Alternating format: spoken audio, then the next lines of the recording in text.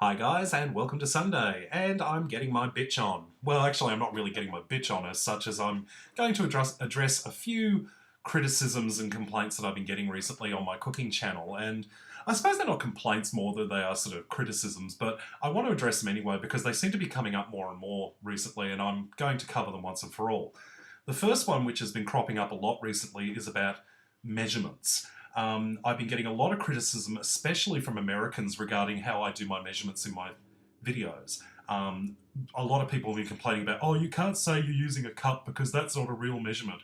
Well, actually, it is a real measurement because I use Australian metric standard, not American standards or English standards or imperial standards or any of those sort of measurement scales. I use my Australian metric standard because that's where I live. I live in Australia.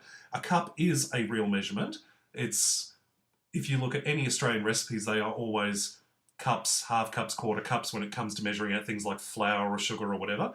I've addressed this before, but I'm going to make it clear again. So like, it's unreasonable to expect me to convert every measurement that I do into every other type of measurement system, because the videos would go for 20 minutes each. It would be unrealistic for me to do it, aside from the obvious problem of the amount of work that would go into it. I can't just do it for like Americans, because like if I just do like dual instructions, then I'm going to get people from, say, the United Kingdom or Greece or, I don't know, Swaziland or wherever, all complaining, go, well, why won't you convert it to our measurements as well? It just makes it too complicated. So it is far easier for me to stick to Australian metric standard and then simply advise, like I do in every single video, in every video description you will actually see a little thing that says, all measurements are in Australian metric standard. Please go to Google and look up for a conversion chart. You can download it for free and print it. There are hundreds of them out there. It's easy enough to do. I even have one myself in my kitchen, which I've got tacked up inside one of my cupboards, and I just reference it whenever I need to use a foreign recipe. As I said, it's the easiest way to do it. The next criticism is one that I was actually talking to Nico's Kitchen about on Skype the other day, and it's one that he gets a lot as well, and that is cream, which has become the bane of my existence recently.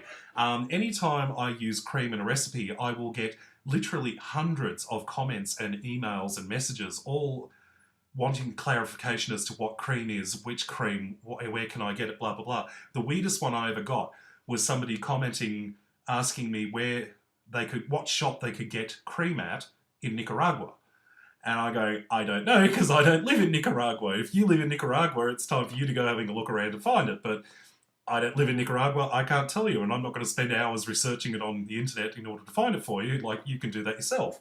But there seems to be a thing about cream where people just can't figure out what kind of cream. And I know there are several types of cream, but generally speaking, it's pretty obvious that if I'm whipping up cream, I'm using whipping cream. If I'm whatever, like you can see, like if I'm using sour cream, I'll actually say it's sour cream, but there always seems to be a confusion regarding it. And I've actually said to Nico the other day that I'm seriously tempted to stop using cream in recipes simply because of the confusion it seems to create. Yeah, so I get a lot of messages about cream, I get a lot of messages about measurements. I also get a lot of complaints about different terminology that I use, and this kind of goes back to the metric issue where there are different things that, well, things that call different things in different countries. And a good example is, say, like biscuits and cookies. In Australia, a cookie is called a biscuit. And in America, a biscuit is like a sort of dinner roll type thing. But I always try to clarify things like that as best I can. But there are ones that I occasionally miss. Self-raising flour is a good one because a lot of people just don't know what self-raising flour is if they're from outside of Australia or the United Kingdom. But I try to clarify it as best I can, but unfortunately I just get so many messages, it's really hard to sort of answer every single one of them. So I kind of hope that people just sort of, if they have a question, they go through the comments first, but unfortunately they never do. So that's the best that I can do. But I try to clarify these things as best as I can, but there are limits, because as I say, I mean, like, I've mentioned in previous videos how complicated it is to make these cooking videos. I mean, it's not something that just gets thrown together in 5 minutes. They take a lot of time, they take a lot of research, they take a lot of effort and money as well. And I think adding the extra dimension of having to add different measurement charts and stuff like that. It's just too complicated. So in the end, I think I'm just going to have to hope to God that people will eventually figure out that they can do their own conversions and they can figure out where cream is sold in Nicaragua and everything else like that, because I've kind of given up on that. So, yeah, fun and games. Anyway, that's my Sunday. I've spent the whole morning tidying up my kitchen. I've decided to have a bit of a clear out because my kitchen counters were getting too cluttered and stuff like that. So I've been doing all that and tidying things up and throwing things out. My fridge is almost completely empty at the top now. I've just got a couple of little storage containers on top and things like that.